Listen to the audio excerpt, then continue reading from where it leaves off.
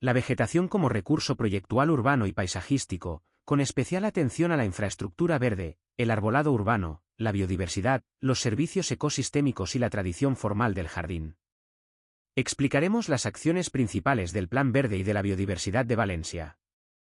El objetivo general es construir una infraestructura verde urbana más conectada, diversa, resiliente y útil para la ciudadanía.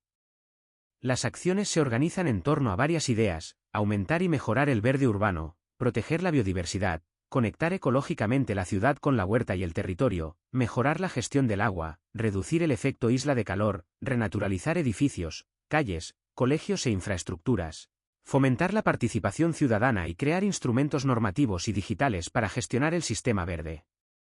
La infraestructura verde se presenta como una red territorial y urbana.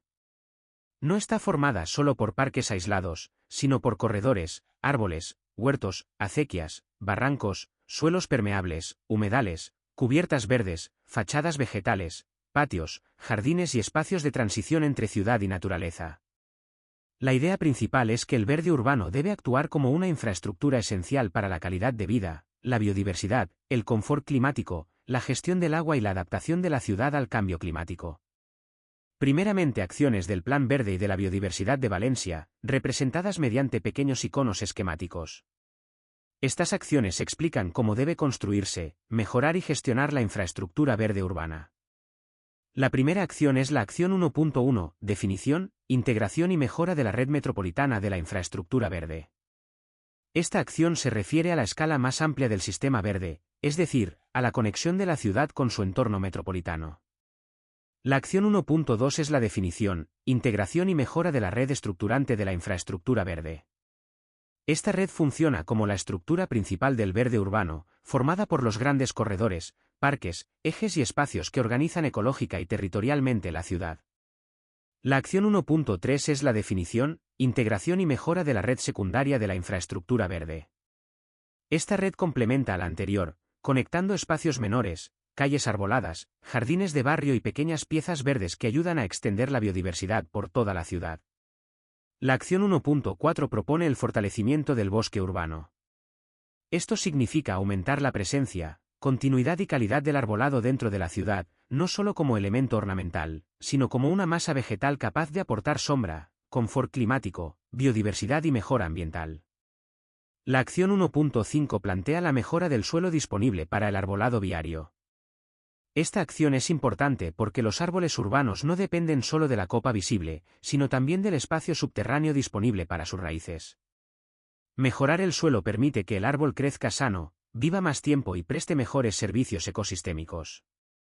La acción 1.6 fomenta la renaturalización de espacios arquitectónicos, como cubiertas, fachadas, terrazas, balcones y patios. La idea es que la vegetación no se limite al suelo urbano, sino que también pueda incorporarse a los edificios y a sus superficies construidas. Después aparecen acciones relacionadas con la protección del suelo, el agua y la biodiversidad. La acción 2.1 propone incrementar la permeabilidad del suelo en las zonas verdes urbanas. Esto implica reducir superficies impermeables y favorecer que el agua de lluvia pueda infiltrarse en el terreno, reduciendo escorrentías y mejorando el comportamiento ambiental de la ciudad. La acción 2.2 introduce el CVB, que significa Código Verde de Fomento de la Biodiversidad. Se trata de un instrumento normativo o técnico para incorporar criterios de biodiversidad en el diseño, gestión y mantenimiento de los espacios urbanos. La acción 2.3 plantea la revisión y mejora de la gestión de los recursos hídricos en las zonas verdes urbanas. Esta acción busca un uso más eficiente y sostenible del agua en parques, jardines y espacios vegetados. La acción 2.4 propone un plan de definición y creación de un sistema de humedales urbanos. Los humedales funcionan como espacios de biodiversidad, regulación hídrica, filtración natural y mejora ecológica. La acción 2.5 se refiere a la renaturalización de infraestructuras duras en desuso o infrautilizadas. Es decir, transformar espacios grises, abandonados o excesivamente artificiales en espacios más naturales, permeables y ecológicos. La acción 2.6 plantea el fomento y seguimiento de la biodiversidad urbana. Incluye el establecimiento de indicadores, seguimientos periódicos y medidas de fomento de la biodiversidad. Esto significa que la biodiversidad no solo debe diseñarse, sino también medirse, controlarse y gestionarse en el tiempo. Luego tenemos líneas estratégicas y planes de acción y continúa con más acciones del Plan Verde y de la Biodiversidad de Valencia. Se muestran acciones agrupadas en diferentes líneas estratégicas. La acción 1.7 propone la creación de verde temporal en los espacios urbanos libres transitorios. Esta acción se refiere a solares, espacios vacantes o terrenos pendientes de transformación que pueden usarse provisionalmente como zonas verdes, jardines temporales o espacios de biodiversidad. La acción 1.8 plantea la regulación y el fomento de la renaturalización de los centros escolares. Esto significa incorporar vegetación, sombra, suelos permeables y biodiversidad en patios escolares, entendiendo la escuela como un espacio educativo y climático. La acción 1.9 propone la definición y gestión de la red de agriculturas urbanas. Esta red incluiría huertos urbanos, espacios productivos, agricultura de proximidad y conexiones con la huerta periurbana. La acción 1 y 10 establece la definición de directrices para los desarrollos urbanísticos dentro de la infraestructura verde urbana. Esto quiere decir que el crecimiento urbano debe incorporar criterios verdes desde su planificación inicial, no como añadido posterior. La acción 1 y 11 propone la creación de una línea de trabajo que unifique diseño y renaturalización urbana. La propia diapositiva la vincula con un máster de innovación en el diseño urbano para desarrollar nuevas maneras de incorporar el verde en la ciudad. Esta acción aparece destacada dentro de la línea estratégica 1, titulada Más y Mejor Verde. Después se muestran acciones de la línea estratégica 2, vinculada con jardinería ecológica, naturalización y biodiversidad. La acción 2.7 fomenta la agroecología en la huerta periurbana de Valencia. Esta acción conecta la infraestructura verde urbana con el territorio agrícola próximo, reforzando prácticas productivas sostenibles y biodiversas. La acción 2.8 plantea el control de las colonias felinas en el término municipal de Valencia y la reducción de su incidencia en la biodiversidad urbana. El objetivo es gestionar esta presencia animal evitando impactos negativos sobre aves, pequeños mamíferos, reptiles u otras especies urbanas. En la parte inferior central se encuentra la acción 3.1, que propone la definición y creación de los principales accesos de la biodiversidad desde la huerta periférica y el entorno natural al entorno urbano, incidiendo en las áreas de amortiguación entre ambos entornos. Esto significa crear zonas de transición entre la ciudad y la huerta, facilitando la entrada de biodiversidad en el medio urbano sin romper el equilibrio territorial. La acción 3.2 plantea el incremento de la conectividad ecológica de los corredores definidos en las acciones 1.1, 1.2 y 1.3. Esta acción refuerza la idea de que no basta con tener piezas verdes aisladas, es necesario conectarlas ecológicamente para que funcionen como sistema. Luego sigue el desarrollando las líneas estratégicas y planes de acción del Plan Verde y de la Biodiversidad de Valencia. En ella aparecen acciones relacionadas con itinerarios escolares, confort climático, energía verde, drenaje sostenible, convivencia con la biodiversidad, participación social y normativa. La acción 4.4 propone la renaturalización de itinerarios escolares seguros. Esto significa mejorar los caminos cotidianos hacia los colegios mediante vegetación, sombra, seguridad peatonal, confort ambiental y presencia de naturaleza. La acción 5.1 plantea el incremento del confort climático y la reducción del efecto isla de calor urbano. Esta acción es fundamental en el contexto de emergencia climática, porque la vegetación ayuda a reducir temperaturas, generar sombra, refrescar el aire y mejorar la habitabilidad del espacio público. La acción 5.2 fomenta la generación de energía verde en zonas verdes. Esto abre la posibilidad de integrar producción energética renovable en parques, jardines o espacios verdes, siempre de manera compatible con sus funciones ecológicas y sociales. La acción 5.3 fomenta la arquitectura bioclimática y la eficiencia energética en viviendas y edificaciones públicas y privadas. Esta acción conecta la infraestructura verde con la edificación, entendiendo que la ciudad sostenible depende tanto del espacio público como de los edificios. La acción 5.4 propone la generalización de los sistemas urbanos de drenaje sostenible en la ciudad de Valencia. Esta acción pertenece a la línea estratégica 5, llamada Resiliencia. Los sistemas urbanos de drenaje sostenible permiten gestionar el agua de lluvia de forma más natural, infiltrando, reteniendo, filtrando y ralentizando el agua en lugar de expulsarla rápidamente al alcantarillado. En la parte inferior aparecen acciones vinculadas con biodiversidad, sociedad y regulación.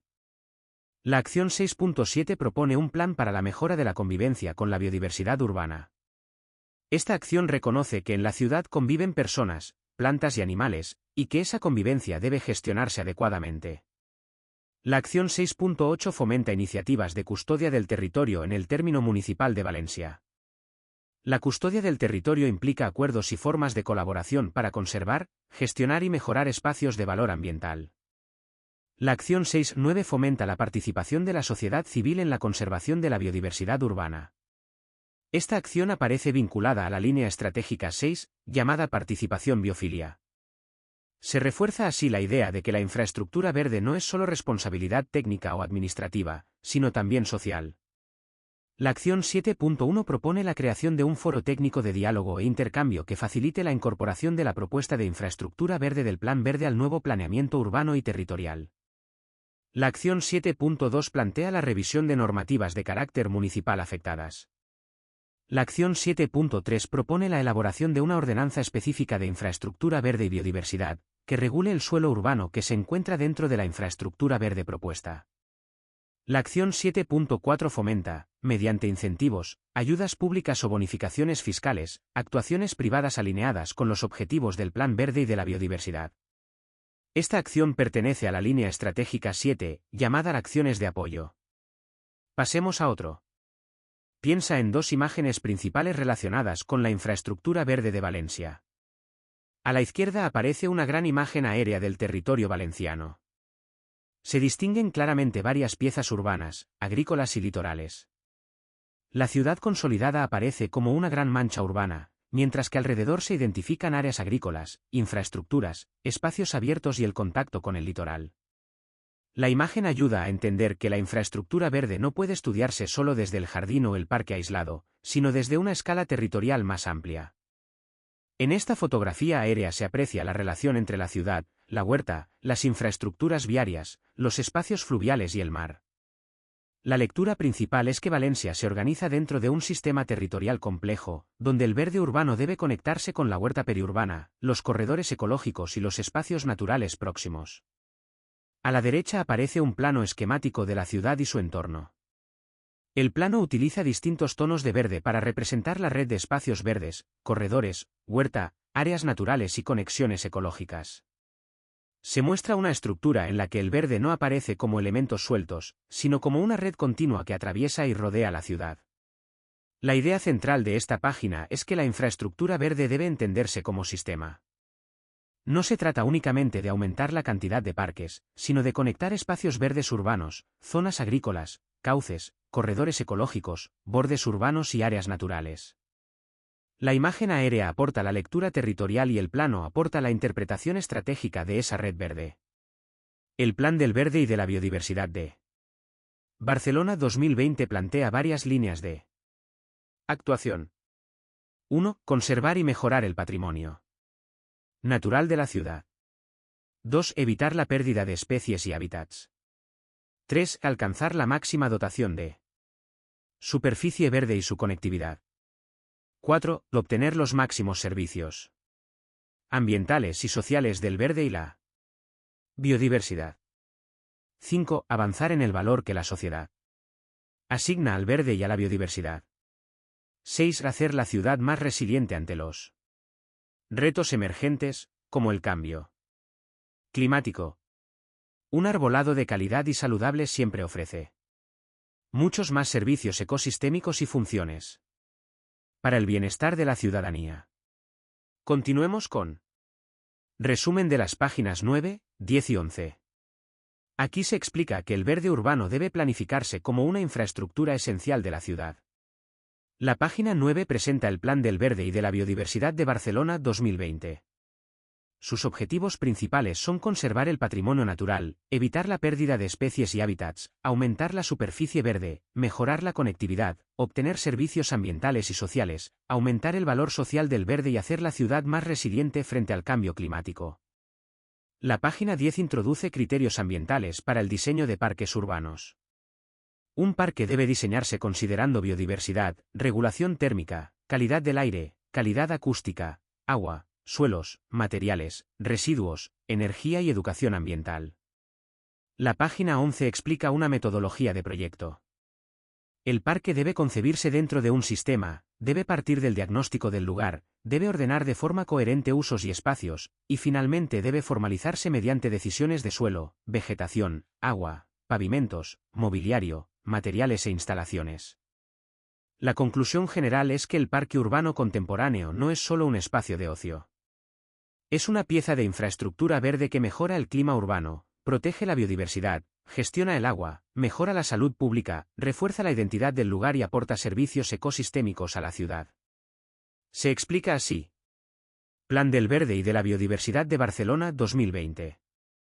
Este plan plantea varias líneas de actuación para mejorar el sistema verde urbano y la biodiversidad de la ciudad.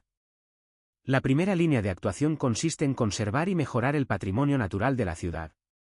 Esto significa proteger los espacios verdes existentes, mejorar su calidad ecológica y reconocerlos como parte esencial del patrimonio urbano. La segunda línea consiste en evitar la pérdida de especies y hábitats.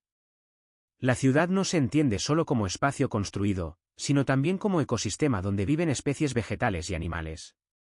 Por eso, el plan busca conservar hábitats urbanos y reducir la pérdida de biodiversidad. La tercera línea plantea alcanzar la máxima dotación de superficie verde y mejorar su conectividad.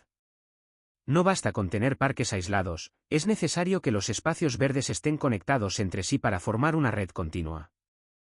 Esa conectividad permite mejorar la movilidad ecológica de especies, la continuidad paisajística y el uso ciudadano del sistema verde. La cuarta línea busca obtener los máximos servicios ambientales y sociales del verde y la biodiversidad. Los espacios verdes aportan beneficios ambientales, como sombra, regulación térmica, mejora de la calidad del aire, infiltración de agua y hábitat para fauna. También aportan beneficios sociales, como estancia, paseo, juego, salud, encuentro y bienestar. La quinta línea propone avanzar en el valor que la sociedad asigna al verde y a la biodiversidad. Esto significa que la ciudadanía debe percibir el verde urbano como un recurso esencial, no como un lujo ni como un simple elemento decorativo. La sexta línea plantea hacer la ciudad más resiliente ante los retos emergentes, especialmente el cambio climático. En este sentido, los parques, jardines, árboles y corredores verdes ayudan a adaptar la ciudad frente al calor extremo, la contaminación, la pérdida de biodiversidad y los episodios climáticos intensos. La página incluye también una idea clave: un arbolado de calidad y saludable siempre ofrece muchos más servicios ecosistémicos y funciones para el bienestar de la ciudadanía. Es decir, no importa solo la cantidad de árboles, sino también su estado, su tamaño, su continuidad, su diversidad y su capacidad para desarrollarse adecuadamente. Ten en cuenta. Una referencia al documento Mesura de Gavern, pla-director de L. Arbrat, del Ayuntamiento de Barcelona. Este documento se relaciona con la planificación y gestión del arbolado urbano como infraestructura esencial de la ciudad. Otros datos a tener en cuenta. 9 metros cuadrados por habitante y 15% de superficie. Estos datos funcionan como referencias cuantitativas sobre dotación verde urbana. El dato de 9 metros cuadrados por habitante remite a una medida de superficie verde disponible en relación con la población. El dato del 15% de superficie indica una proporción deseable o significativa de superficie urbana asociada al verde. Ambos datos ayudan a entender que la planificación del verde urbano debe medirse tanto en calidad como en cantidad. Continuemos con una referencia a un documento titulado Criteris ambientals per al disseny de parcs urbans, es decir, criterios ambientales para el diseño de parques urbanos. El documento está fechado en el periodo 2014 a 2020 y aparece vinculado al área metropolitana de Barcelona. La imagen organiza los criterios ambientales en varios bloques temáticos. Estos bloques explican qué aspectos deben tenerse en cuenta cuando se diseña un parque urbano desde una perspectiva ambiental. El primer bloque se titula Principios básicos. Este bloque indica que el diseño del parque debe partir de criterios generales de sostenibilidad, coherencia ambiental y adecuación al lugar. El segundo bloque se refiere a la funcionalidad ecológica y la biodiversidad. El parque no debe ser solo un espacio estético o recreativo, sino también un sistema vivo. Debe favorecer especies vegetales y animales, generar hábitats y contribuir a la continuidad ecológica de la ciudad. El tercer bloque trata de la regulación térmica y la retención de carbono. La vegetación urbana reduce la temperatura, genera sombra, mejora el confort climático y contribuye a capturar carbono. Por eso, el diseño vegetal del parque tiene una función climática. El cuarto bloque se refiere a la calidad del aire y la calidad acústica. La vegetación puede ayudar a filtrar partículas contaminantes, mejorar la percepción ambiental y reducir el impacto del ruido, especialmente cuando se combina con una buena disposición de masas vegetales, taludes, recorridos y zonas de estancia. El quinto bloque aborda la regulación hídrica y la protección de los suelos. El parque debe gestionar el agua de lluvia mediante infiltración, retención, evapotranspiración y drenaje sostenible. También debe proteger el suelo como recurso vivo, evitando sellarlo innecesariamente. El sexto bloque se titula Antiservicios y control biológico. Este bloque se refiere a los posibles efectos negativos que también pueden aparecer en un espacio verde, como plagas, especies invasoras, alergias, acumulación de residuos o conflictos de mantenimiento. El diseño debe prever estos riesgos y gestionarlos adecuadamente. Después aparecen otros bloques específicos: agua, materiales y residuos, energía, y educación y sensibilización ambiental. El bloque de agua insiste en la importancia de reducir el consumo, aprovechar el agua de lluvia, favorecer la infiltración y diseñar sistemas de riego eficientes. El bloque de materiales y residuos plantea la necesidad de seleccionar materiales adecuados, reducir residuos, reutilizar recursos y considerar el ciclo de vida de los elementos constructivos del parque. El bloque de energía introduce la eficiencia energética y el posible uso de fuentes renovables en el diseño de instalaciones, iluminación y mantenimiento. El bloque de educación y sensibilización ambiental recuerda que un parque urbano también puede funcionar como espacio pedagógico. El parque puede enseñar a la ciudadanía cómo funciona el agua, la vegetación, el suelo, la biodiversidad y el clima urbano. A la derecha de la página aparecen varios esquemas técnicos. Uno muestra la relación entre radiación solar, sombra, lluvia, orientación y topografía. Otro representa procesos como transpiración, evapotranspiración e infiltración. También aparecen esquemas de drenaje, vegetación, superficies permeables, control del ruido y confort ambiental. La idea principal de esta página es que el diseño de un parque urbano debe integrar múltiples criterios ambientales al mismo tiempo. Un parque contemporáneo no se diseña solo con caminos, árboles y bancos, sino con criterios de biodiversidad, clima, agua, suelo, aire, ruido, materiales, energía y educación ambiental. Continuemos con una metodología de proyecto para concebir un parque dentro de un sistema. Está organizada en 4 apartados principales, cada uno acompañado por esquemas axonométricos del territorio y del futuro parque. El primer apartado se titula Concebir el parque dentro de un sistema. La imagen muestra varias piezas territoriales conectadas entre sí mediante recorridos y relaciones. Aparecen palabras clave como accesibilidad, conectividad y relaciones. También se mencionan 3 sistemas: sistema social, sistema ecológico y sistema ambiental. Esto significa que el parque no debe entenderse como una pieza aislada. Debe formar parte de una red mayor. Tiene que ser accesible para las personas, estar conectado con otros espacios verdes y relacionarse con los sistemas ecológicos y ambientales del entorno. El segundo apartado se titula Diagnosis del espacio, protagonismo de los valores preexistentes. La imagen muestra el territorio analizado antes de intervenir.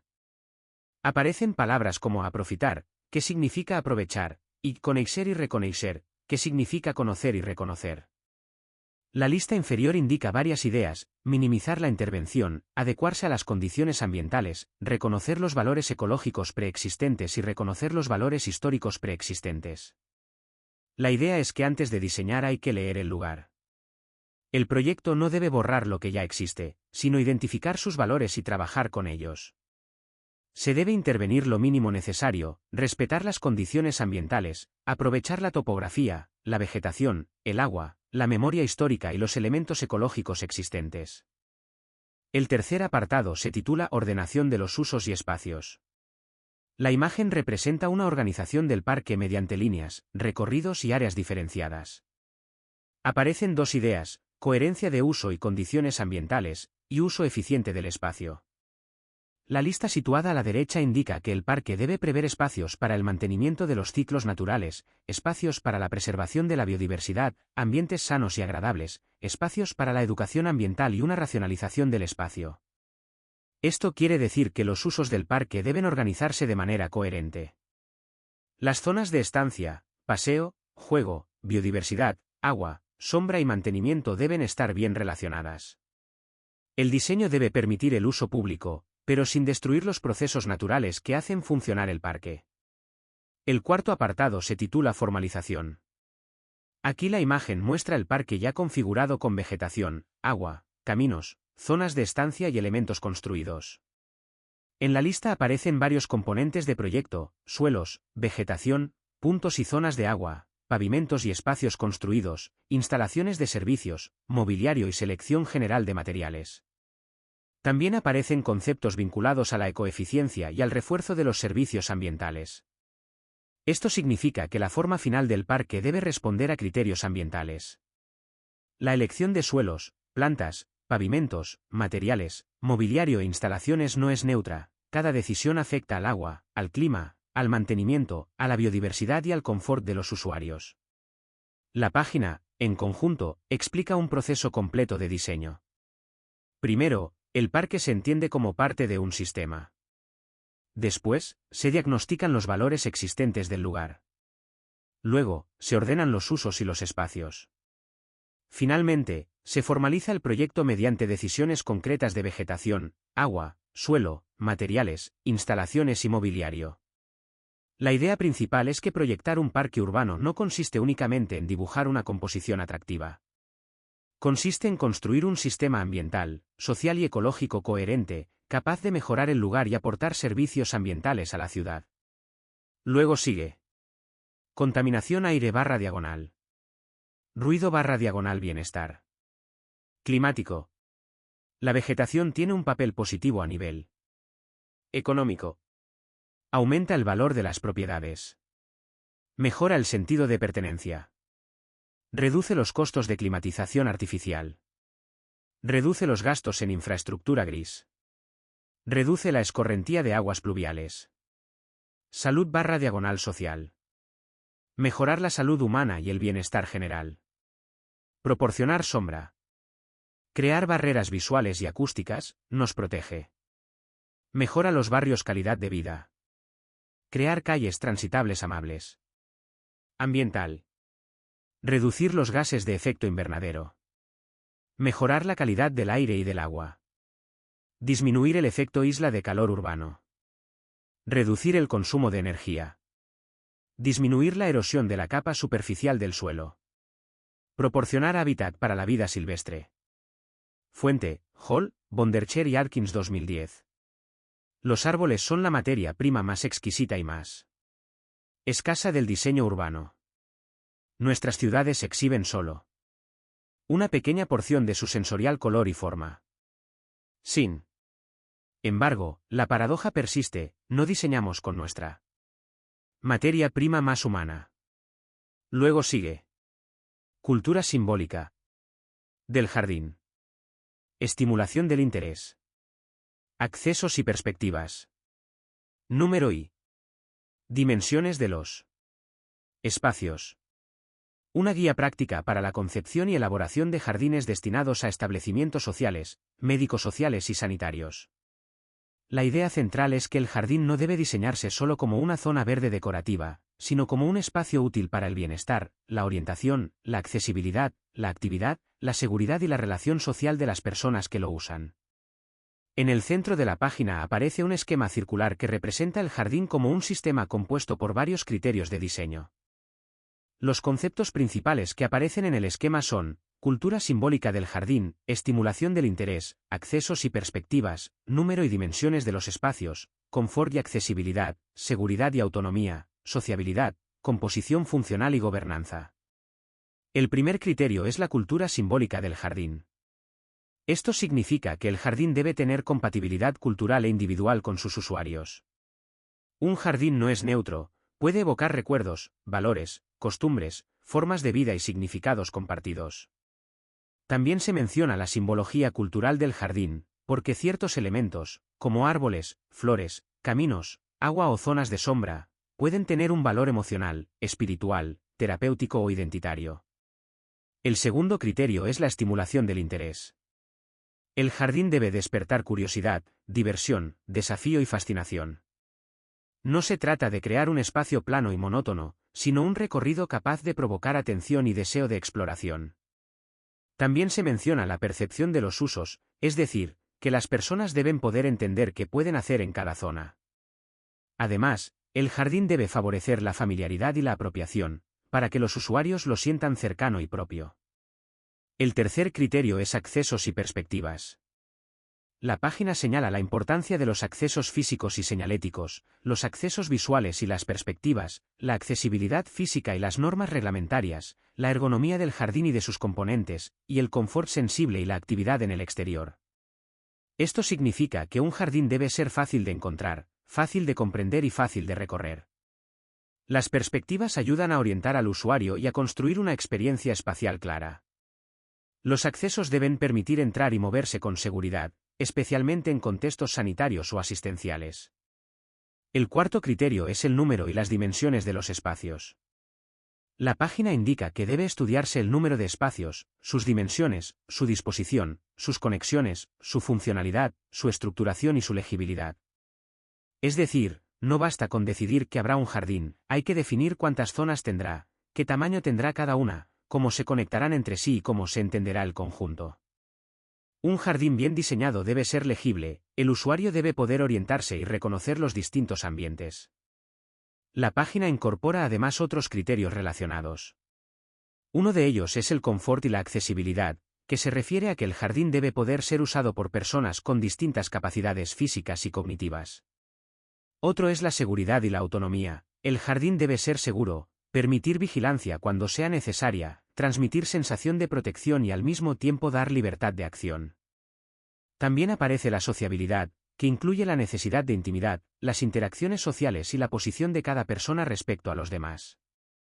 Por último, aparece la composición funcional, que organiza el jardín para que todos estos criterios puedan convivir. En conjunto, la página explica que el jardín terapéutico, sanitario o social debe diseñarse como un espacio complejo. Tiene que ser accesible, seguro, estimulante, simbólico, legible, confortable y socialmente útil. Ahora, se introduce la referencia Fields in Trust, una entidad británica dedicada a la protección y mejora de espacios abiertos. Su lema es crear grandes espacios para todos. La imagen plantea varios criterios para diseñar buenos espacios libres. El primer criterio es que los espacios sean accesibles, seguros e inclusivos. El segundo criterio es que promuevan estilos de vida activos y saludables. El tercer criterio es que favorezcan el bienestar mental. El cuarto criterio es que contribuyan a la resiliencia frente al cambio climático. El quinto criterio es que proporcionen espacio para la naturaleza. El sexto criterio es que respondan a las necesidades de la comunidad. También aparecen ideas como estancia larga, carácter distintivo y documento de encargo o instrucciones de proyecto, que indican que el diseño de estos espacios debe estar bien definido desde el inicio y debe responder a usos reales, identidad propia y necesidades concretas. Seguido se desarrolla la idea de proporcionar espacio para que la naturaleza prospere dentro de los espacios libres y parques urbanos. La página muestra ejemplos visuales de espacios de juego y estancia donde la naturaleza no aparece como un simple fondo decorativo, sino como parte activa de la experiencia. Se observan niños recorriendo zonas con vegetación, agua, piedras y elementos naturales. El espacio no está completamente domesticado ni reducido a pavimentos duros o juegos prefabricados. Al contrario, se propone un entorno donde el relieve, las plantas, las rocas, la humedad, los caminos y las texturas naturales forman parte del aprendizaje, del juego y del contacto directo con el medio. Uno de los ejemplos visibles es Bucklers Park, en Crowthorne. La imagen muestra un espacio donde los niños atraviesan una zona naturalizada, con vegetación alta, presencia de agua y piedras colocadas como pasos. El diseño permite explorar, cruzar, tocar, observar y experimentar el lugar. La naturaleza funciona como estímulo físico, sensorial y educativo. Otra imagen muestra niños jugando sobre grandes rocas, en un entorno abierto con árboles y vegetación. Aquí el juego no depende de aparatos convencionales, sino de elementos naturales.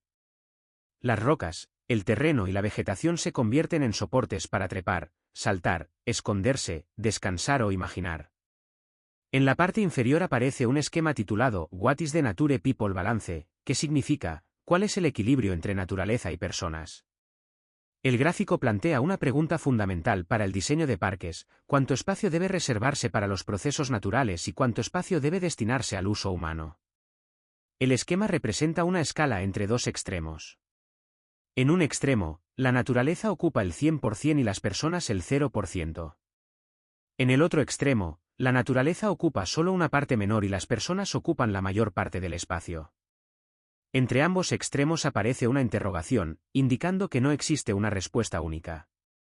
Cada proyecto debe encontrar su propio equilibrio según el lugar, los usuarios, la biodiversidad, el mantenimiento y los objetivos ambientales. La idea principal es que un parque contemporáneo no debe eliminar la naturaleza para facilitar únicamente el uso humano, pero tampoco debe convertirse necesariamente en un espacio natural inaccesible. El proyecto debe buscar una relación equilibrada entre presencia humana y funcionamiento ecológico. Esto significa que las personas deben poder usar, recorrer, jugar y disfrutar el parque, pero al mismo tiempo la vegetación debe poder crecer, el suelo debe poder respirar, el agua debe poder infiltrarse o circular, y la fauna debe encontrar hábitats adecuados. La página insiste en que dejar espacio para la naturaleza no significa abandonar el diseño. Significa diseñar de otra manera, con menos rigidez, con más diversidad vegetal, con materiales naturales, con zonas de exploración, con espacios menos artificiales y con una mayor aceptación de los procesos vivos. En conjunto, la página explica que el espacio verde debe permitir una convivencia entre personas y naturaleza. La naturaleza no es solo un decorado, es un recurso educativo, climático, ecológico y sensorial. Por eso, el diseño de parques debe reservar áreas donde la biodiversidad pueda desarrollarse y donde los usuarios, especialmente los niños, puedan relacionarse directamente con ella. Continuando.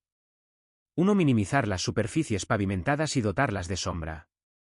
Si se diseñan espacios con superficies pavimentadas, es recomendable dotarlas de arbolado, u otros estructuras, que generen grandes espacios de sombra para evitar la retención de calor en estas superficies. En zonas descubiertas de sombra, conviene aumentar las superficies de arena, que disminuye el calor, absorbiendo pocas radiaciones de onda corta. 2. Ordenar la vegetación y el relieve para favorecer corrientes de aire en el interior del parque y en el entorno. Los parques mejoran los patrones de viento locales en las ciudades a través de la brisa del parque, el aire más fresco de los parques reemplaza al aire más caliente en los barrios adyacentes de la ciudad. Un ejemplo es dejar el centro del parque sin árboles, con cubierta de césped o prado regado, por ejemplo, y ordenar canales o pasillos sin árboles que conecten con las entradas del parque. 3. Dotar de sombra a los espacios de uso más intensivo. Situar los espacios de estancia o con mayor uso, especialmente por parte de grupos sensibles a la insolación, bebés, niños, personas mayores, personas con movilidad reducida, en espacios que proporcionen sombra en los periodos más críticos. Por temperaturas elevadas e insolación, verano. 4. Incorporar láminas, puntos de agua o fuentes ornamentales cerca de los espacios con mayor uso. Las masas de agua permiten atenuar los picos de temperatura, lo que mejora el confort en los espacios con más uso durante los periodos de máxima insolación. 5. Diseñar la vegetación de los perímetros del parque de forma que regule la insolación y los vientos de las zonas urbanizadas del entorno. Habilitando arbolado caducifolio en los frentes del parque que limitan con zonas edificadas con fachadas en orientación sur y suroeste, se evita la insolación en verano y se permite en invierno. Habilitando vegetación perennifolia, arbórea y con estructura arbustiva en los frentes del parque que limitan con zonas edificadas con fachadas en orientación norte, se regula el impacto de los vientos fríos del norte en invierno, pero se evita que con especies de hoja caduca pueda entrar la luz solar en invierno y evite la humedad. Continuando. Diseñando el cambio y cosas que hacer, lo que se puede hacer. La idea general es que, aunque los cambios climáticos no pueden evitarse por completo, sí es posible adaptar la ciudad para responder mejor a sus efectos. La ciudad puede mejorar su seguridad, su calidad de vida y su capacidad de absorción frente a lluvias intensas, calor, escorrentías y problemas ambientales. La imagen central es una axonometría urbana. Se representa una pieza de ciudad con edificios, calles, espacios libres, vegetación, agua de lluvia y diferentes soluciones de infraestructura verde. La lluvia cae sobre el conjunto y el dibujo muestra cómo esa agua puede gestionarse de forma más lenta, natural y distribuida. La página enumera varias soluciones innovadoras. Una de ellas son los jardines infiltrantes, también llamados rain gardens. Estos jardines permiten recoger agua de lluvia, ralentizarla e infiltrarla en el terreno. También se propone aumentar las superficies de alta permeabilidad, para reducir el suelo impermeable y permitir que el agua penetre en el subsuelo. Aparecen cubiertas vegetales sobre los edificios. Estas cubiertas ayudan a retener agua, mejorar el aislamiento térmico, aumentar la biodiversidad y reducir el efecto isla de calor. También aparecen depósitos de infiltración, estanques permanentes y depósitos de sedimentación. Estos elementos permiten almacenar agua, filtrar sedimentos y reducir la presión sobre el alcantarillado. En la parte derecha se mencionan otras soluciones: reducción de superficies impermeables o de baja permeabilidad, depósitos de retención o contención, pavimento drenante y estanques de retención de agua.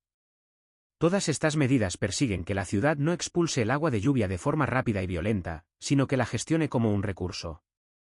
También se señalan zanjas filtrantes y zanjas verdes de infiltración.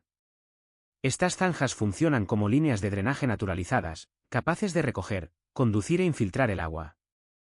Además, se mencionan barreras naturales con vegetación y franjas filtrantes con vegetación, que retienen escorrentías, partículas y contaminantes. La página resume los efectos inmediatos de estas soluciones.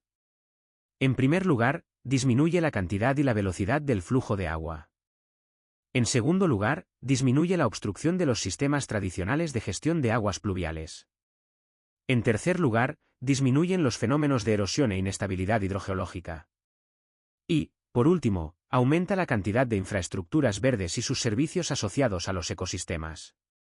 La idea fundamental es que la infraestructura verde presta servicios directos e indirectos.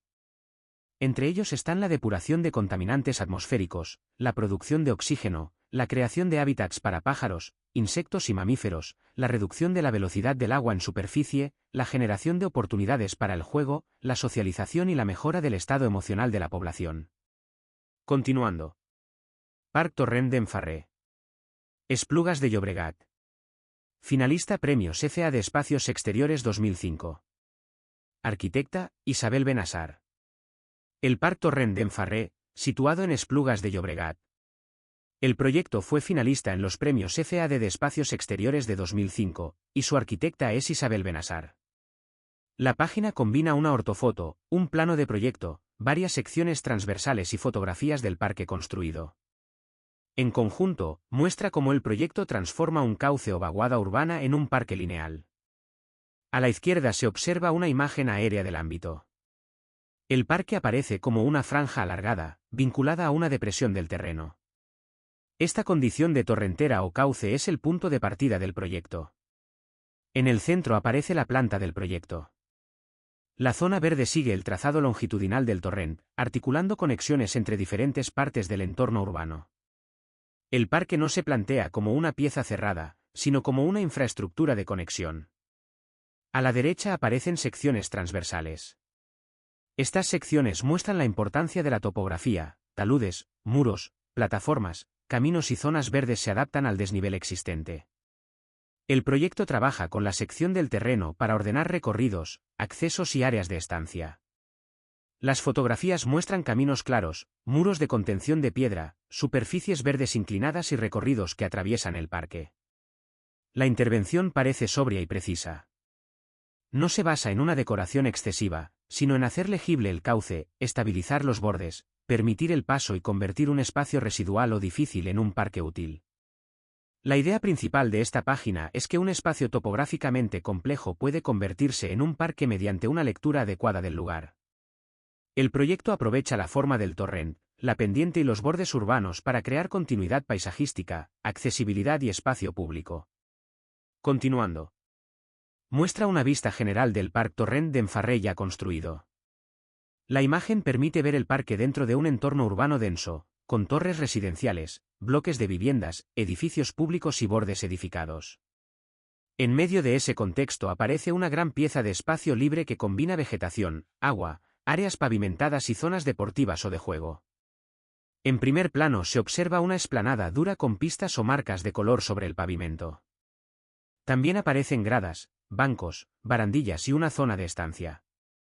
Más al fondo se distingue una lámina de agua o estanque con una fuente, rodeada por vegetación.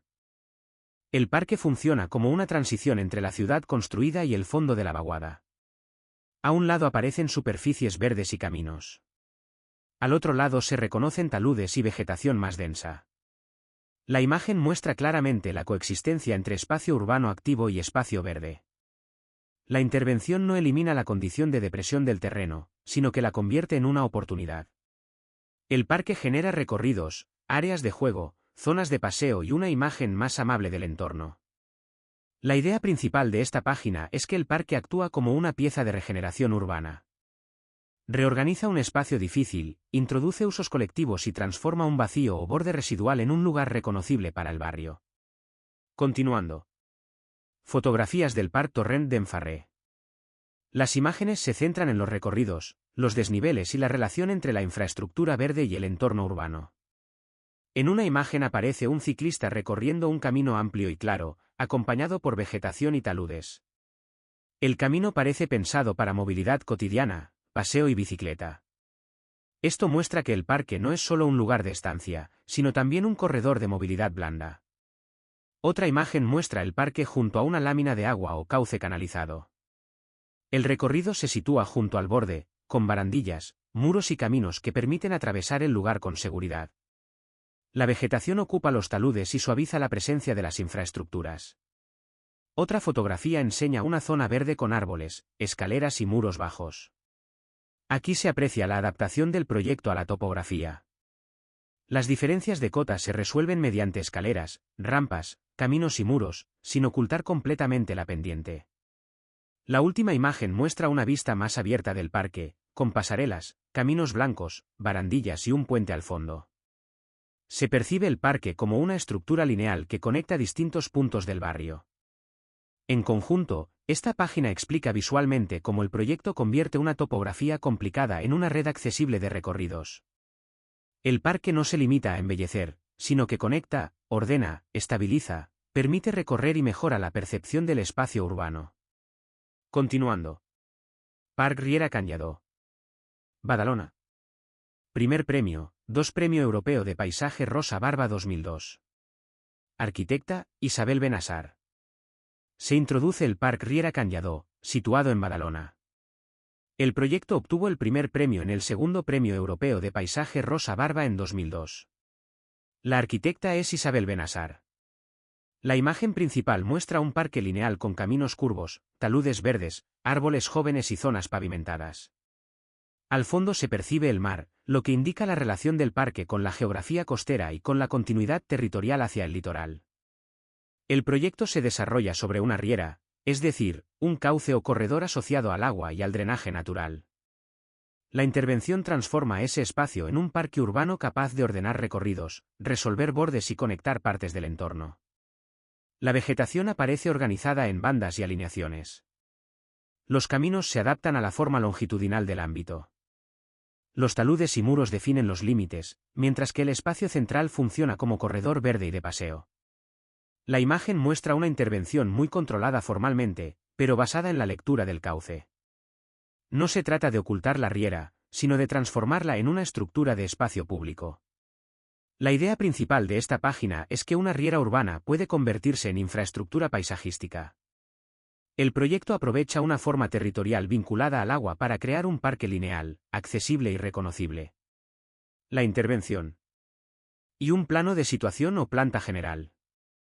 Se muestra una composición en bandas longitudinales. Se distinguen caminos claros, superficies de tierra o zahorra, líneas de piedra, zonas plantadas, árboles jóvenes y muros blancos. El parque parece organizado como una sucesión de franjas paralelas que acompañan la dirección de la riera. La imagen permite ver que los materiales son sencillos y austeros. Hay pavimentos claros, gravas, piedras, tierra estabilizada, vegetación baja y arbolado. Esta sobriedad refuerza el carácter infraestructural del parque. El plano de la derecha muestra el parque como una pieza larga y estrecha, conectada con calles, bordes urbanos y otros espacios libres. El dibujo confirma que el proyecto no es una plaza aislada, sino un corredor. Lo principal es que el parque se diseña desde la continuidad. La forma alargada, las bandas de materiales, los caminos y la vegetación construyen una infraestructura paisajística que acompaña el trazado de la riera y permite recorrerla. Continuando. Al ver una fotografía panorámica de un ámbito urbano en obras o en proceso de transformación, se observa un terreno amplio, excavado y todavía sin urbanizar completamente. Al fondo aparecen edificaciones bajas, viviendas, muros y algunas construcciones industriales o de borde urbano. La imagen parece mostrar el estado previo o una fase de obra de un espacio asociado a una riera, torrentera o vacío urbano. Se reconocen suelos desnudos, movimientos de tierra, vallados, muros y zonas pendientes de consolidación. El interés de esta página está en mostrar que muchos proyectos de paisaje no parten de lugares ya agradables o acabados. A menudo parten de espacios degradados, vacíos, residuales o técnicamente difíciles. El proyecto de paisaje debe leer esas condiciones y transformarlas en estructura urbana. La fotografía enseña un territorio de borde, ni completamente natural, ni plenamente urbano. Este tipo de espacio requiere decisiones sobre topografía, drenaje, accesibilidad, muros, vegetación, recorridos y relación con las edificaciones existentes. La idea principal es que el proyecto paisajístico trabaja con la realidad física del lugar. Antes de convertirse en parque, el espacio puede ser un solar, una excavación, un cauce alterado, una infraestructura o un borde urbano sin calidad. Continuando. Ahora una imagen más cercana de una obra urbana. Se observan viviendas existentes, muros antiguos, una excavación, protecciones, vallas, estructuras provisionales, materiales de construcción y un corte vertical del terreno. La fotografía evidencia el conflicto entre el terreno natural o excavado y la ciudad construida.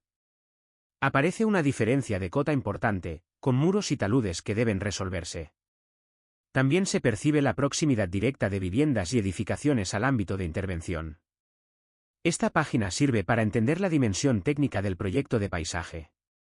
Diseñar un parque en estos contextos no consiste solo en plantar árboles o trazar caminos. También implica resolver contención de tierras, estabilidad, accesibilidad, seguridad, drenaje, relación con edificios existentes y fases de construcción. El corte del terreno muestra la memoria geológica y material del lugar.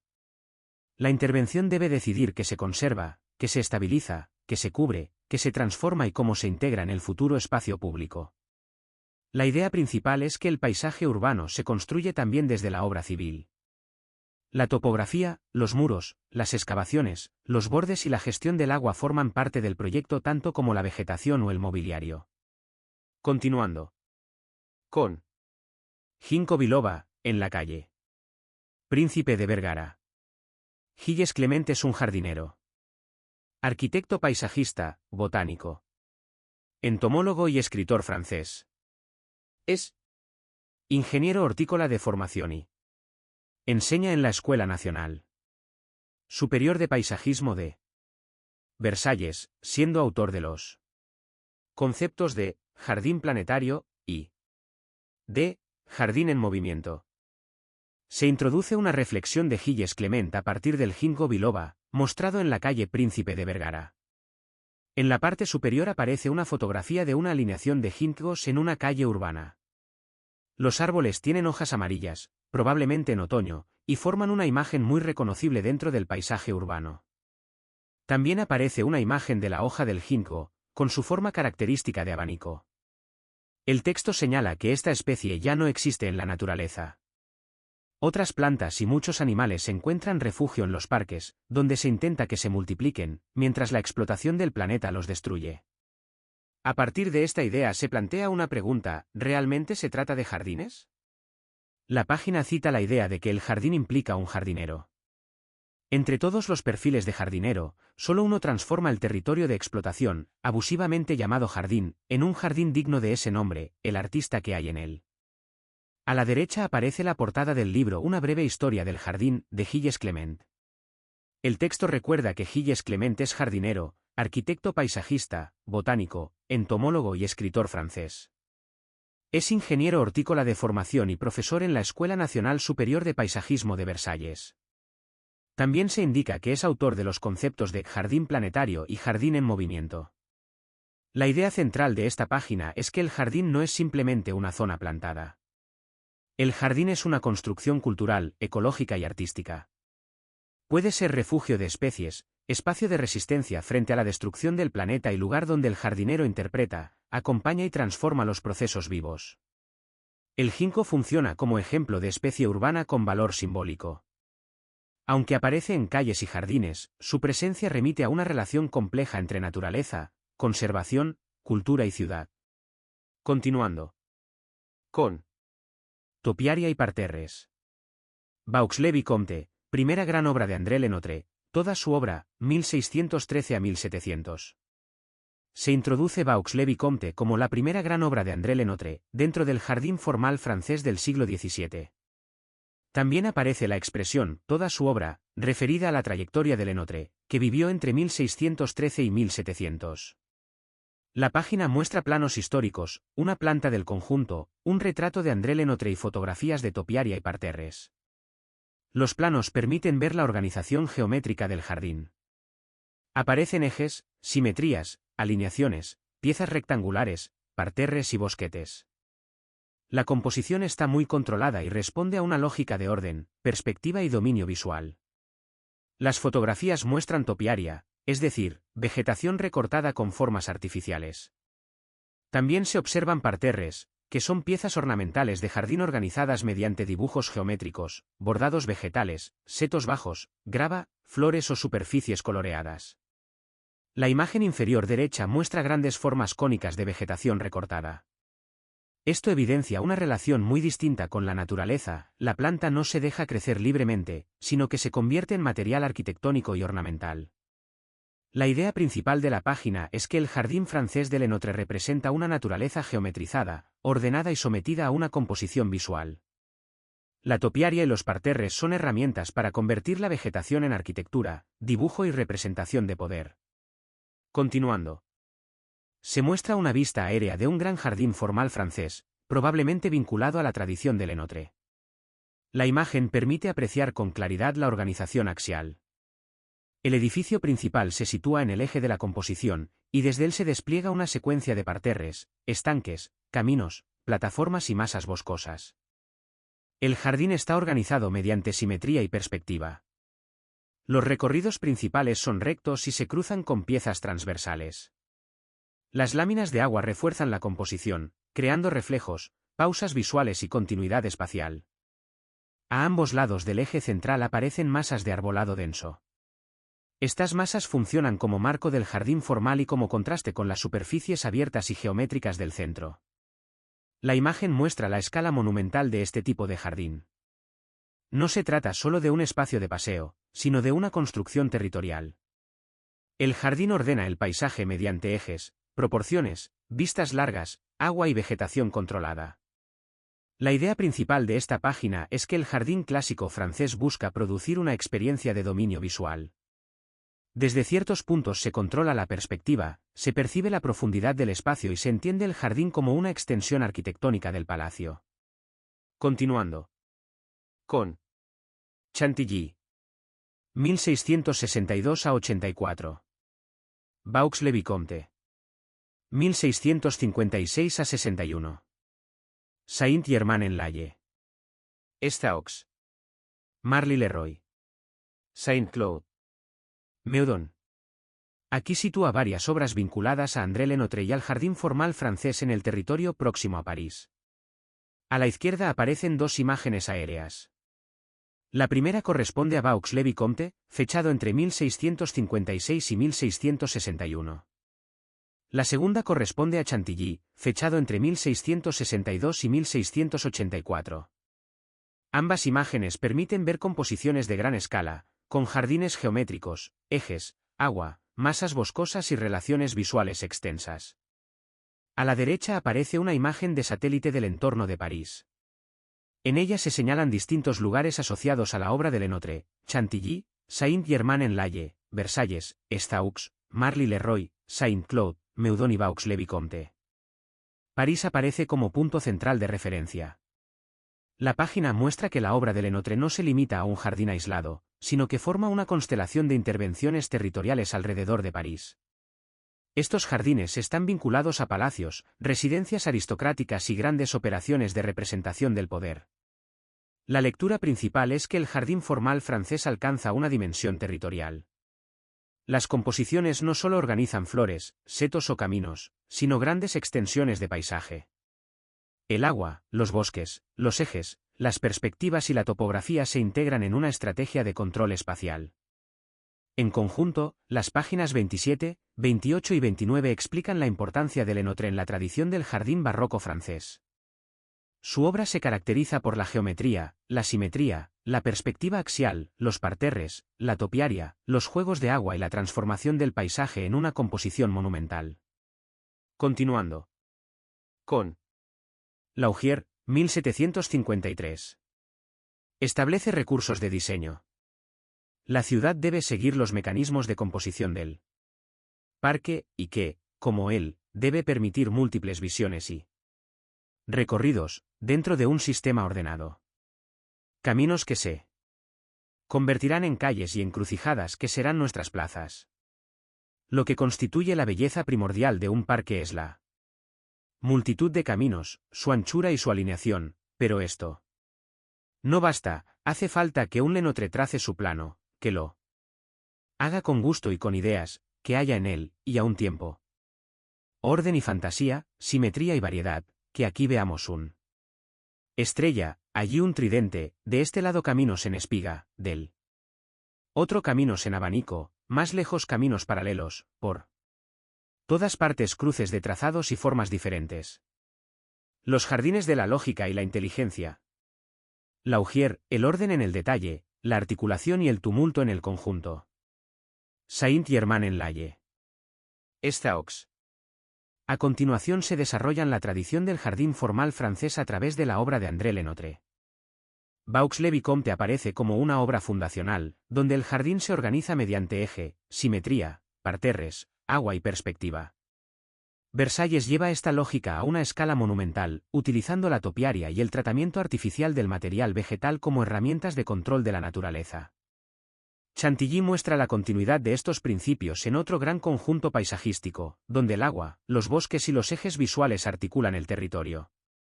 Las Tullerías y los Campos Elíseos explican cómo la lógica del jardín formal pasa a estructurar la ciudad de París mediante grandes ejes urbanos. Staux concentra muchos de estos recursos: planos geométricos, ejes, canales, parterres, topiaria, perspectivas, esculturas, agua y grandes masas vegetales. Las fotografías muestran tanto la composición histórica como su uso contemporáneo. La conclusión general es que el jardín formal francés convierte la naturaleza en una construcción cultural, arquitectónica y territorial. La vegetación se recorta, el agua se canaliza, los caminos se alinean y el paisaje se organiza para producir orden, perspectiva, representación y monumentalidad. Continuando. Entre ellos iniciamos con. Continúa con Vaux-le-Vicomte, fechado entre 1656 y 1661. La página muestra varios planos históricos del jardín. En ellos se observa una composición estrictamente geométrica, organizada mediante un eje principal que atraviesa el conjunto desde el palacio hacia el paisaje exterior. El jardín se estructura por simetría. A ambos lados del eje central aparecen parterres, caminos, masas vegetales y piezas de agua. La vegetación no se dispone de forma libre, sino como parte de una composición arquitectónica. En el centro de la página aparece una representación en perspectiva del conjunto. Se aprecia cómo el edificio domina visualmente el jardín y cómo los espacios exteriores se ordenan como una prolongación del palacio. La idea principal es que Vaux-le-Vicomte inaugura una manera monumental de proyectar el jardín. El paisaje se convierte en una gran composición controlada, con ejes, perspectivas, geometría, agua, vegetación recortada y una relación directa entre arquitectura y territorio.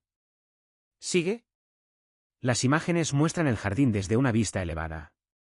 Se observa el palacio situado en posición dominante, con una gran explanada y parterres geométricos delante de él. La composición se basa en la perspectiva axial. Desde el edificio se proyecta una línea visual que atraviesa el jardín y ordena todos sus elementos. Los parterres laterales, los caminos, las superficies de grava, las zonas verdes y las láminas de agua se organizan en torno a esa dirección principal. La imagen inferior muestra con claridad los dibujos ornamentales de los parterres. Estos parterres funcionan como tapices vegetales vistos desde arriba o desde las terrazas del palacio. La vegetación se convierte en dibujo, en ornamento y en representación de orden.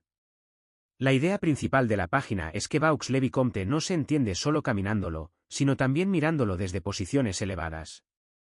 El jardín está pensado para producir una imagen de control, profundidad y dominio visual del paisaje. Continuando. Se introduce Versalles, desarrollado entre 1661 y 1687, y se centra en el tratamiento artificial del material vegetal mediante la topiaria. La topiaria consiste en recortar la vegetación para darle formas geométricas, arquitectónicas o escultóricas. En las imágenes se observan árboles y setos moldeados artificialmente, formando muros verdes, prismas, conos, alineaciones y masas vegetales controladas. La página muestra que en Versalles la vegetación no se utiliza como naturaleza espontánea, sino como materia de construcción. Los árboles y setos se comportan como paredes, columnas, límites, galerías y piezas ornamentales. Este tratamiento artificial expresa una voluntad de dominio sobre la naturaleza. El jardín barroco francés no busca imitar el crecimiento natural, sino ordenar la vegetación según reglas de simetría, perspectiva, proporción y representación. La idea principal es que en Versalles la naturaleza se arquitecturiza. El material vegetal se recorta, se alinea y se geometriza para formar parte de una gran composición territorial y simbólica. Continuando. Se presenta Chantilly, fechado entre 1662 y 1684. Las imágenes muestran el castillo y sus jardines desde distintas vistas. Se observan grandes parterres geométricos, superficies de agua, canales, caminos rectos y masas arboladas. Chantilly mantiene los principios del jardín formal francés: eje, simetría, perspectiva, geometría y control del paisaje. El agua aparece como un elemento fundamental, tanto por su valor compositivo como por su capacidad de producir reflejos y ampliar visualmente el espacio. La página incluye también una referencia a André Le-Notre y a los jardines de Chantilly. Esto sitúa el proyecto dentro de la tradición del jardín barroco francés. La idea principal es que Chantilly desarrolla la misma lógica territorial que Vaux-le-Vicomte y Versalles. El jardín organiza el paisaje a gran escala, vinculando arquitectura, agua, vegetación y perspectiva. Luego, se muestra una imagen aérea o satelital del entorno de Chantilly. Se aprecia un territorio muy extenso, formado por bosques, campos abiertos, caminos, zonas urbanas y piezas de agua. El jardín no aparece como un recinto pequeño, sino como parte de un sistema territorial amplio. La imagen permite entender que los jardines de Le-Notre no son solo espacios ornamentales próximos al edificio. Son operaciones de paisaje que se extienden hacia el territorio, incorporando bosques, ejes visuales, canales, caminos y grandes superficies abiertas. La lectura principal es que el jardín formal francés funciona a escala territorial. La geometría del jardín se prolonga más allá del palacio y construye una relación entre arquitectura, naturaleza controlada y paisaje circundante. Continuando. Se introduce el Jardín de las Tullerías, asociado a Le-Notre. Aparecen las fechas 1652 y 1666. La página combina vistas actuales, planos históricos y esquemas de localización. El Jardín de las Tullerías se sitúa en París, entre el Louvre y el eje que posteriormente se prolongará hacia los Campos Elíseos. En los planos se observa una estructura geométrica clara, parterres, ejes, caminos rectos, piezas circulares y alineaciones. La composición organiza un espacio urbano central mediante reglas de simetría y perspectiva. La imagen inferior muestra una perspectiva histórica del jardín. Se reconoce la importancia del eje longitudinal, que atraviesa el espacio y organiza la visión hacia la ciudad. La idea principal es que las Tullerías no son solo un jardín palaciego, sino una pieza clave de la estructura urbana de París. El jardín ayuda a ordenar la ciudad mediante un eje monumental que conecta arquitectura, espacio público y paisaje urbano. Continuando. Se presenta los Campos Elíseos, fechados en 1667. La página muestra varios planos y esquemas del eje urbano de París. Se representa la continuidad entre el Jardín de las Tullerías, la Plaza de la Concordia, los Campos Elíseos y el eje que avanza hacia el oeste de la ciudad. La composición de los Campos Elíseos prolonga la lógica del jardín francés hacia la escala urbana. El eje ya no organiza solamente un jardín, sino una gran avenida y una estructura territorial de la ciudad. En los dibujos se aprecia cómo el jardín, la avenida, los espacios arbolados y las plazas se encadenan mediante una dirección principal. Esta dirección crea profundidad visual y una secuencia monumental. La idea central es que Lenotre contribuye a transformar París mediante la prolongación de los principios del jardín formal, eje, perspectiva, alineación, simetría y control visual. Los Campos Elíseos convierten la lógica del jardín en estructura urbana. Continuando. Se presenta Staux, obra de Lenotre entre 1670 y 1683. La página muestra una imagen aérea del parque, una representación histórica y una fotografía actual del castillo con sus parterres. Staux aparece organizado por grandes ejes, superficies verdes, piezas de agua y masas arboladas. La composición combina espacios abiertos con bosques laterales y zonas ornamentales próximas al edificio. La fotografía actual muestra parterres muy definidos delante del castillo. Se reconocen setos bajos, formas geométricas, caminos claros y una pieza circular central. Todo está diseñado para ser leído desde el edificio y desde los recorridos principales. La idea principal es que Staux condensa los recursos del jardín formal francés: geometría, axialidad, control de la vegetación, agua, perspectiva y relación directa entre arquitectura y paisaje. Continuando. Se profundiza en la organización de Staux mediante planos. Se muestran dos dibujos de planta donde se distinguen los ejes principales, las piezas de agua, los caminos, los bosquetes, los parterres y las conexiones con la topografía. En el plano de la izquierda se aprecia una composición verde y azul. El color verde representa las masas vegetales y el azul indica el sistema de agua. Esta combinación muestra la importancia del agua como elemento estructurante. En el plano de la derecha aparecen líneas de eje y trazados geométricos. Estas líneas explican cómo el parque se organiza mediante relaciones visuales, simetrías y direcciones principales. La idea de esta página es que Staux no es un conjunto casual de jardines, sino un sistema geométrico cuidadosamente trazado. El agua, los caminos, la vegetación y el relieve se coordinan para construir una composición ordenada. Continuando.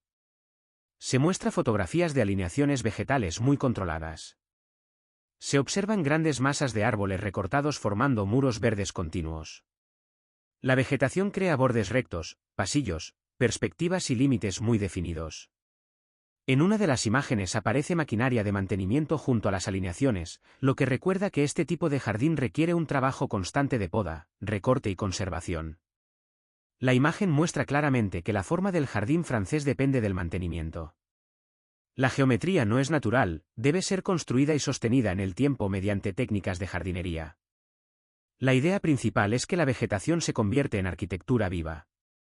Los árboles no solo dan sombra o belleza, sino que construyen paredes, corredores y perspectivas. Continuando. Se muestra más detalles del parque de Staux. Aparecen imágenes de caminos, paseos, pérgolas o estructuras vegetales, grandes alineaciones de árboles y elementos escultóricos. También se incluyen pequeños fragmentos de plano que permiten relacionar las fotografías con la organización general del parque. Una de las imágenes muestra una galería formada por estructura y vegetación, como un túnel o recorrido cubierto. Este tipo de elemento intensifica la experiencia del paseo y controla la visión del visitante. Otra imagen muestra un largo eje arbolado que conduce la mirada hacia un punto final. La vegetación funciona como marco visual y dirige el recorrido. La página evidencia que el jardín formal no se basa únicamente en la vista panorámica desde el palacio. También se experimenta caminando por secuencias de espacios, galerías, avenidas, claros, perspectivas, esculturas y cambios de escala. La idea principal es que Staux combina composición territorial y experiencia peatonal. El visitante se orienta mediante ejes, límites vegetales y puntos focales. Continuando. Se muestra detalles de topiaria, parterres y materiales del jardín. Se observan conos de vegetación recortada, setos bajos, caminos de grava, superficies de color y formas geométricas. La vegetación está moldeada para producir figuras claras y repetitivas. La imagen inferior derecha muestra una relación directa entre materiales, grava clara, vegetación verde y superficies rojizas. Esta combinación produce contraste visual y refuerza el dibujo del jardín. La topiaria vuelve a aparecer como técnica fundamental. Los arbustos y árboles se recortan para formar conos, bolas, masas compactas y bordes precisos.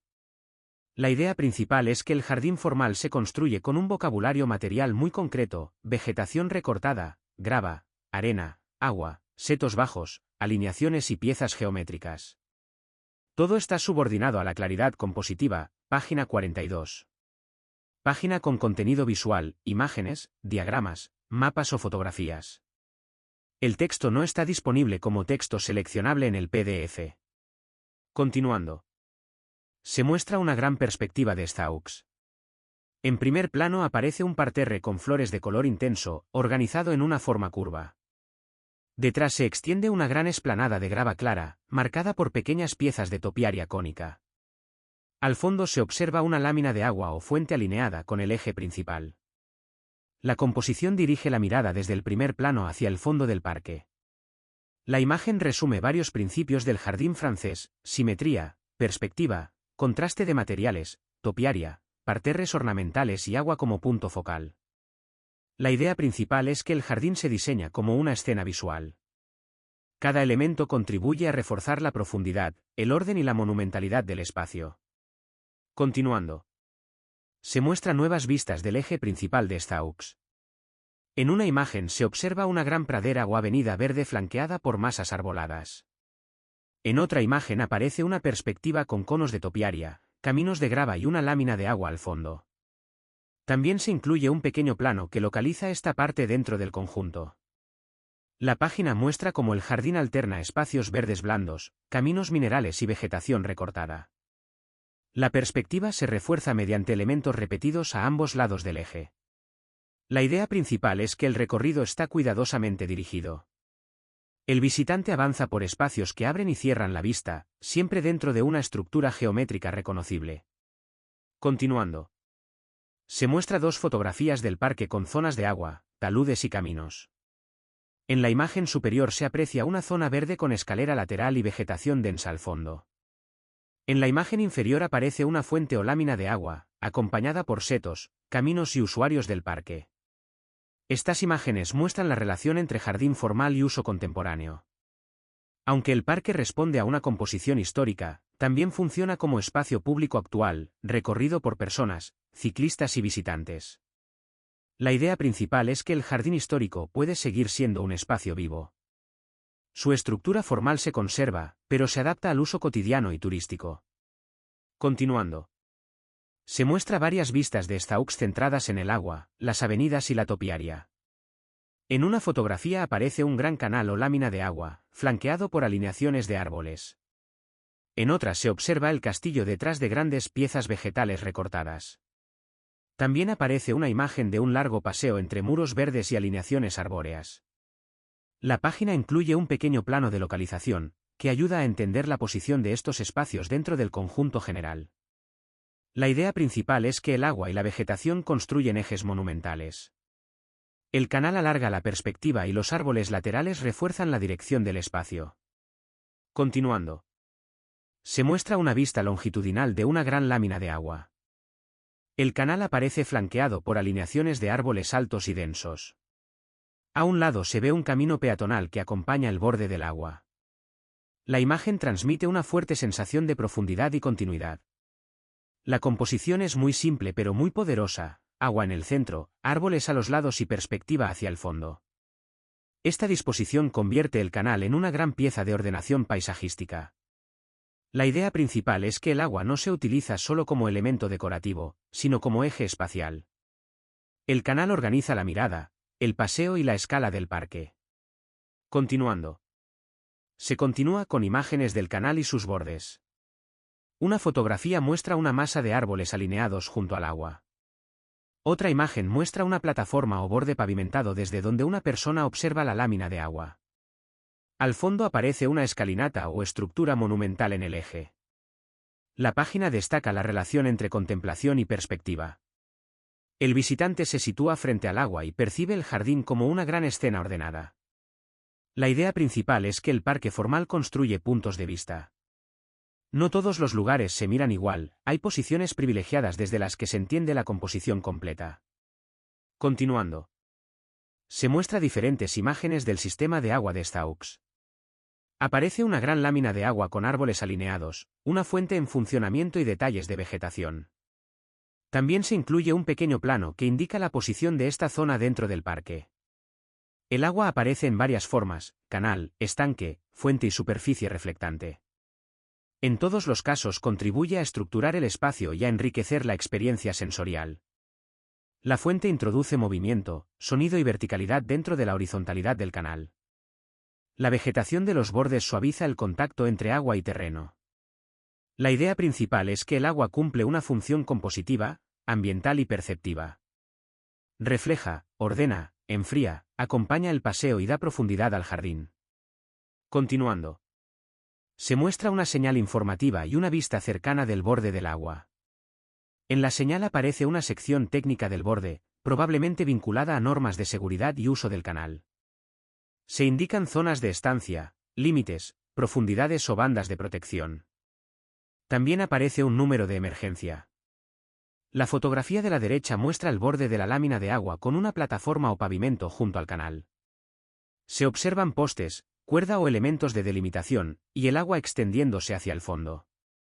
La página introduce una lectura contemporánea del jardín histórico. Además de su valor estético, debe gestionarse como espacio público seguro. Hay que controlar accesos al agua, recorridos, límites y situaciones de riesgo. La idea principal es que los jardines históricos requieren mantenimiento, señalización y gestión actual. La belleza formal convive con criterios de seguridad, uso público y conservación. Continuando. Se muestra dos vistas del gran sistema hidráulico del parque. A la izquierda se observa una lámina de agua amplia, con el cielo reflejado y masas arboladas a ambos lados. A la derecha aparece una gran fuente o cascada de agua en el eje, generando una imagen monumental. La fuente vertical contrasta con la horizontalidad del canal. La composición usa el agua tanto en reposo como en movimiento. El agua quieta produce reflejos y profundidad, mientras que el chorro o cascada introduce energía y sonido. La idea principal es que el agua es uno de los elementos centrales del jardín barroco. No solo acompaña la composición, sino que construye espectáculo, eje, profundidad y experiencia sensorial. Continuando. Se muestra un conjunto de detalles del parque: agua, vegetación recortada, setos, esculturas y muros. En la imagen principal aparece una zona de agua escalonada o un canal con pequeñas diferencias de nivel. A la derecha se ven arbustos recortados en forma de bola y una masa vegetal ornamental. En la parte inferior derecha aparecen esculturas o mascarones oscuros colocados sobre un muro. La página muestra la combinación de elementos naturales y artificiales. El agua, la vegetación, la piedra, la escultura y los muros forman parte de un mismo lenguaje formal. La topiaria y las esculturas refuerzan la idea de naturaleza transformada por el arte. El jardín no se presenta como paisaje espontáneo, sino como una composición cultural donde todo ha sido seleccionado, recortado, colocado y mantenido. La idea principal es que el jardín formal francés integra arquitectura, escultura, agua y vegetación en una única composición. Continuando. Se muestra una vista aérea general del parque de Staux. Desde el aire se aprecia la enorme escala del conjunto. Se distinguen grandes ejes, canales, bosques, praderas, parterres, caminos, zonas abiertas y piezas urbanas alrededor. La imagen permite comprender que Staux no es solo un jardín delante de un castillo. Es un sistema territorial completo. La geometría organiza grandes extensiones de suelo, conectando espacios abiertos, masas vegetales, agua y recorridos. La vista aérea también muestra la relación entre el parque y la ciudad contemporánea que lo rodea. El jardín histórico permanece como una gran reserva verde dentro del tejido urbano y metropolitano. La idea principal es que los jardines de Lenotre tienen una escala territorial. Su composición no se limita a lo ornamental, sino que estructura el paisaje mediante ejes, agua, bosques, perspectivas y recorridos. Continuando. Según Desailliers, la teoría y la pratique du jardinage, jardín a la francesa, hay 4 máximas fundamentales. 1. La naturaleza ha de primar sobre el arte. En un jardín son inevitables los aditamentos artificiales y artísticos, pero solo si se trata de elementos de mucho gusto, que no ahoguen la naturaleza, sino que subrayen su preeminencia. 2. Se han de evitar los jardines de aspecto triste y lóbrego debido a la sobreabundancia de elementos generadores de sombra. Desde estos lugares se ha de poder disfrutar de una vista amplia sin obstáculos y de la infinitud del cielo.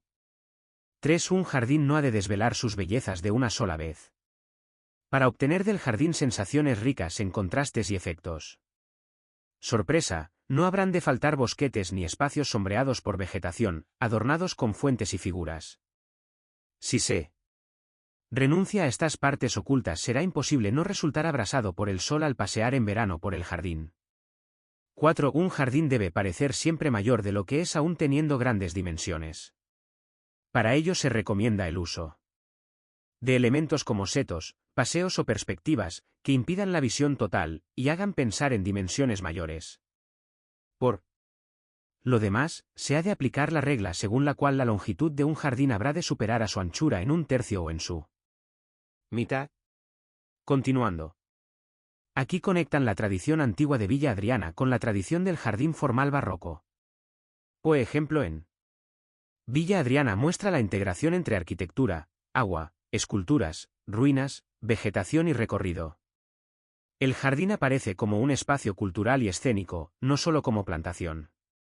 Las páginas siguientes muestran cómo, en el jardín formal francés, los bosques o bosquetes contienen plazas artificiales, fuentes, gradas y espacios de lujo. La vegetación funciona como marco, límite y telón escénico. La página 57 muestra el jardín visto desde arriba, con parterres, fuentes, caminos y bosquetes. El jardín se organiza como una arquitectura del suelo, donde cada pieza tiene una posición, una geometría y una función visual. La conclusión general es que el jardín histórico combina naturaleza y artificio. El agua, la vegetación, la arquitectura y la escultura se organizan para crear espacios de representación, sorpresa, paseo y contemplación. Se introduce Villa Adriana. La imagen de la izquierda muestra un espacio arqueológico con agua, columnas, arcos, esculturas y vegetación. Se observa una lámina de agua en primer plano, que refleja las arquitecturas antiguas situadas al borde. Al fondo aparecen restos construidos y árboles, de manera que el espacio combina ruina, arquitectura, vegetación y agua. La imagen de la derecha muestra un grabado histórico de un espacio curvo, semicircular o teatral, rodeado por una arquitectura porticada. En el interior aparecen figuras humanas y una escultura central. Detrás de la arquitectura se representa una masa vegetal abundante. La página utiliza Villa Adriana como antecedente de una forma de jardín donde arquitectura, agua, escultura y naturaleza se integran en una composición escénica. No se trata de un jardín entendido solo como vegetación, sino como una secuencia de espacios artificiales construidos dentro de un marco paisajístico. La idea principal es que Villa Adriana representa una tradición antigua en la que el jardín y la arquitectura forman una unidad. El agua produce reflejos y profundidad, las columnas y arcos crean límites y perspectivas, las esculturas introducen contenido artístico, y la vegetación envuelve el conjunto. En este sentido, Villa Adriana funciona como referencia histórica para entender que el jardín puede ser un espacio de representación, contemplación, recorrido y experiencia sensorial. Continuando. Se resume la idea de espacios exuberantes y lujosos, plazas y espacios artificiales, dentro de un marco salvaje de bosque. A la izquierda aparece una vista del bosquete de la Salle des Festins, atribuida a Etienne Allegrain. Se observa un espacio abierto, geométrico y muy elaborado, situado en medio de una masa boscosa. El centro está ocupado por una composición artificial de agua, fuentes, plataformas y formas ornamentales. Alrededor aparece una vegetación densa, ordenada como borde y como fondo escénico. A la derecha aparece un grabado de la Salle Duval, en los bosquetes del Jardín de Versalles. La escena muestra una plaza ajardinada con gradas, fuentes, vegetación recortada y numerosas figuras humanas. El espacio parece preparado para el encuentro social, el paseo, la representación y el espectáculo. La frase de la página es clave, se habla de plazas y espacios artificiales exuberantes y lujosos dentro de un marco salvaje de bosque. Esto significa que el jardín barroco no solo se organiza mediante grandes ejes abiertos, sino también mediante bosquetes que esconden espacios interiores. Dentro de esos bosquetes aparecen salas al aire libre.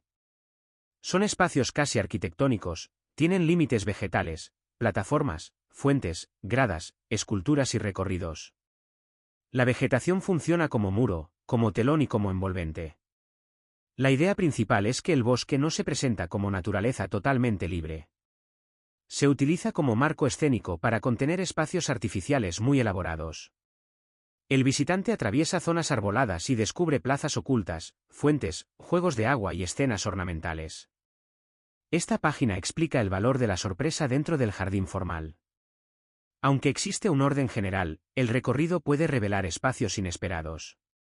El jardín combina control geométrico, lujo, teatralidad, agua, vegetación y experiencia social. Continuando. Se muestra una vista aérea de un gran jardín formal, con parterres geométricos, bosquetes, caminos, fuentes, plazas y piezas ornamentales. A la derecha aparecen dos dibujos de detalle de parterres.